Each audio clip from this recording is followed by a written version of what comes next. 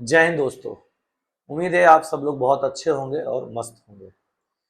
इन दिनों यूपीएसआई को लेकर जो लगातार सूचनाएं आ रही हैं वो हमारे लिए बहुत महत्वपूर्ण है। फॉर्म भी फिलअप होने लगा है। एग्जाम की तिथि भी कुछ दिनों के अंतर्गत घोषित कर दी जाएगा। इस बीच में बहुत सारे विद्यार्थियों से मेरी मुलाकात हुई जिस पर लेके वो इस बात को लेके असमंजस में हैं कि सर हम लोग तैयारी कैसे करें, क्या पढ़ें क्या ना पढ़ें। इस बात को लेके विद्यार्थियों के मन में बहुत ही ज्यादा उलझन है, खासकर कि जीएस सेगमेंट को लेकर। तो मैं उन सभी विद्यार्थियों के लिए छोटा सा एक प्लान बताने के लिए प्रयास कर रहा हूं और उम्मीद है कि आपको ये प्लान बहुत अच्छा लगेगा और आप इसे 5 दिन बस अप्लाई करिएगा और आप देखेंगे कि आपका जीएस में बहुत बढ़िया स्कोर होने लगेगा। सबसे पहले तो यूपीएसआई के जो समान अध्ययन है उसके कोर्स में संविधान का एक बहुत ही विशेष महत्व है।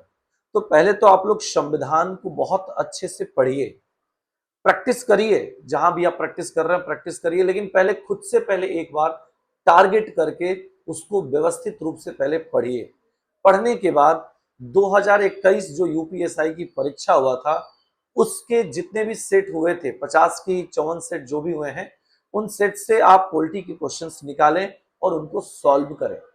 देखें कि मैंने जो अपने से सेल्फ स्टडी किया उससे मैं कितना क्वेश्चंस अटेंड कर पा रहा हूं। ये पहला क्वेश्चन है, ठीक है। अनुच्छेद के लिए आपको क्या करना है कि पर डे 3 अनुच्छेद या 4 अनुच्छेद पर डे आपको रिवाइज करना है। लिख के नहीं, उसके बारे में सोचना है कि भाई अनुच्छेद 1 दिया गया है तो उसके अंतर्गत किन किन बातों का जिक्र किया गया है, 2 में किन किन बातों का जिक्र किया गया है। इसको पर डे क्या करिए, रिवाइज करिए सोने से पहले या जब भी खाली रहते हैं। तो 5 अनुच्छेद पर डे आप दिमाग में सेट करिए कि हमको 5 अनुच्छेद रिवाइज करना है। ये तो पहला सेगमेंट हो गया।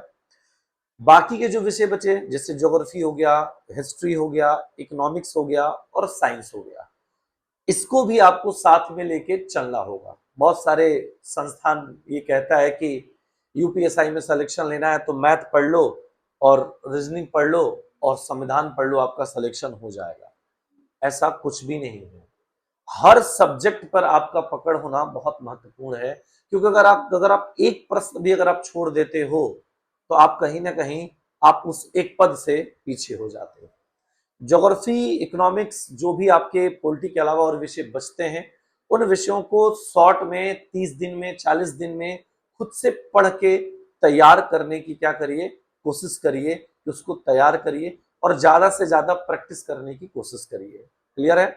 स्टैटिक जीके का आपके एग्जाम में रोल बहुत ज्यादा है, उस पर भी आप बिल्कुल फोकस करिए। स्टैटिक जीके के कुछ महत्वपूर्ण टॉपिक्स हैं जैसे भारत के पड़ोसी देश हो गया, पुरस्कार हो गया, ऑर्गेनाइजेशन हो गया, समझा रहा है, जैसे प्रमुख एजेंसियां हो गई, प्रमुख किताबें हो गए, पुस्तकें हो गए, उनके ऑथर कौन है, लेखक कौन है, इस तरह की चीजों को थोड़ा सा एक बार आप पढ़ लीजिए और ये लगातार पर डे करिए।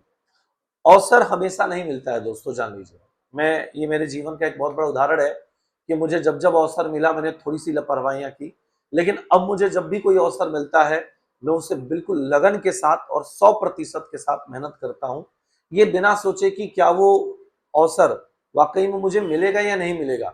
मैं अपने मेहनत पर पूरा भरोसा रखता हूं। तो मैं उन सभी विद्यार्थियों के लिए कहना चाहता हूं कि इस समय भटकने की आपको आवश्यकता नहीं है।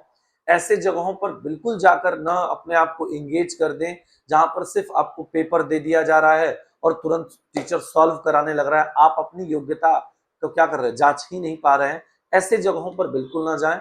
आप अपने आप को पहले पढ़ें, व्यवस्थित करें कम समय में और ज्यादा से ज्यादा प्रैक्टिस लगाएं। धन्यवाद।